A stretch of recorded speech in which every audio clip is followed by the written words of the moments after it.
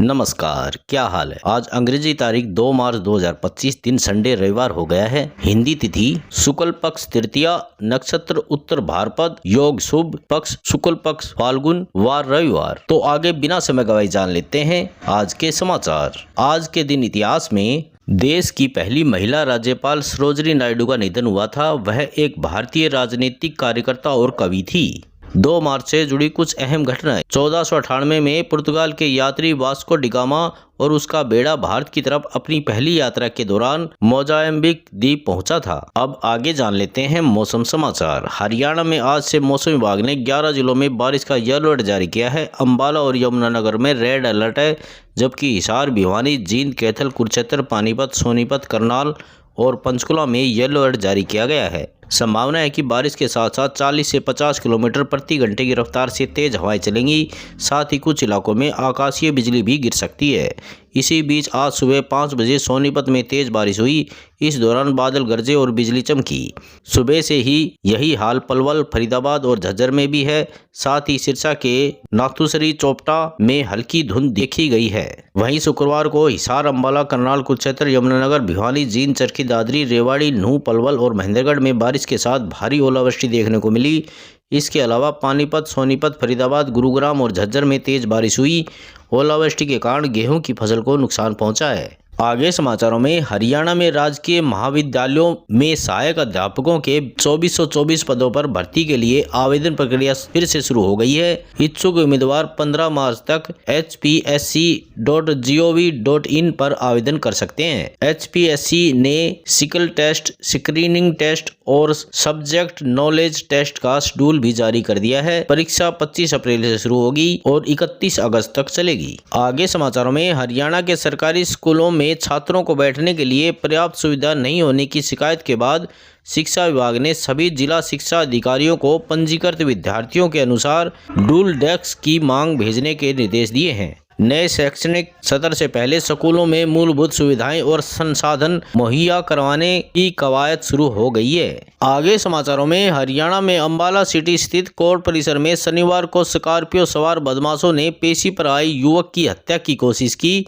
बदमाशों ने ताबड़तोड़ गोलियां चला दी और फरार हो गए। सूचना मिलते ही पुलिस मौके पर पहुंची। घटनास्थल से गोलियों के 3 खोल बरामद किए गए हैं। कोर्ट परिसर और आसपास लगे सीसीटीवी कैमरे खंगाले जा रहे हैं। शुरुआती जांच में सामने आया कि अमन सोनकर पर रंजिश में गोलियां चलाई गई हैं। इस पर हत्या समेत कई केस चल रहे हैं। फिलहाल वह जमानत से बाहर था। आगे समाचारों में, हरियाणा शिक्षा निदेशालय ने बाल वाटिका से 8वीं कक्षा तक पढ़ने वाले विद्यार्थियों की परीक्षाओं के लिए डेट शीट जारी कर दी है।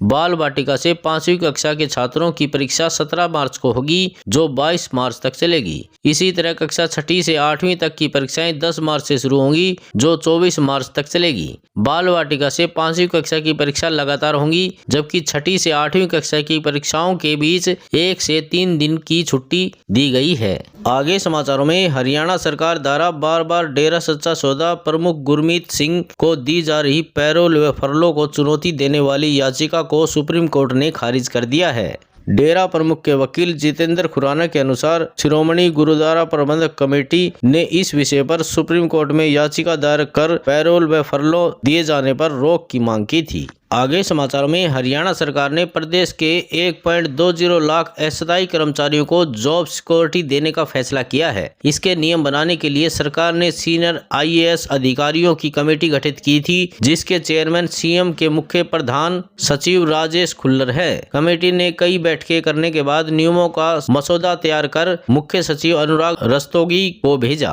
अब मौजूदा मुख्य सचिव ने ये नियम मुख्यमंत्री नायब सिंह सैनी के पास मंजूरी के लिए भेज दिए हैं। आगे समाचारों में, हरियाणा सरकार के शहरी एवं स्थानीय निकाय विभाग मंत्री विपुल गोयल को 3 महीने से चंडीगढ़ में सरकारी कोठी नहीं मिल पाई है। जब से वह सीएम नायब सैनी की अगुवाई वाली सरकार में मंत्री बने, तभी से कोठी ढूंढ रहे हैं। ऐसा नहीं है कि उन्हें कोई कोठी पसंद नहीं आई। वह अब तक 4 कोठियां पसंद कर चुके हैं, लेकिन जो भी कोठी वह लेना चाहते हैं उसमें कोई न कोई अड़ंगा लग जाता है। उन्होंने पहले सीएम भूपेंद्र हुड्डा की कोठी मांगी, लेकिन वह खाली नहीं हुई। अब उन्होंने रिटायर्ड चीफ सेक्रेटरी TVSN प्रसाद वाली कोठी की मांग की है।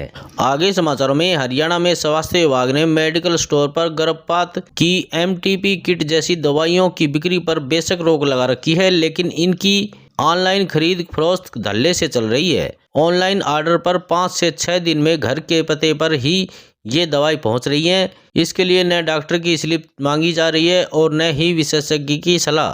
कोई भी ऑनलाइन पेमेंट कर इस प्रतिबंधित दवाई को मंगवा सकता है। जींद में स्वास्थ्य विभाग को जैसे ही मामले का पता चला तो उन्होंने पॉली क्लिनिक के एड्रेस पर किट मंगवा ली। जब डिलीवरी बॉय पार्सल लेकर आया तो पता चला कि यह सप्लाई बिहार के भागलपुर से हो रही है। स्वास्थ्य विभाग ने ऑनलाइन वेबसाइट के खिलाफ मामला दर्ज करवा दिया है।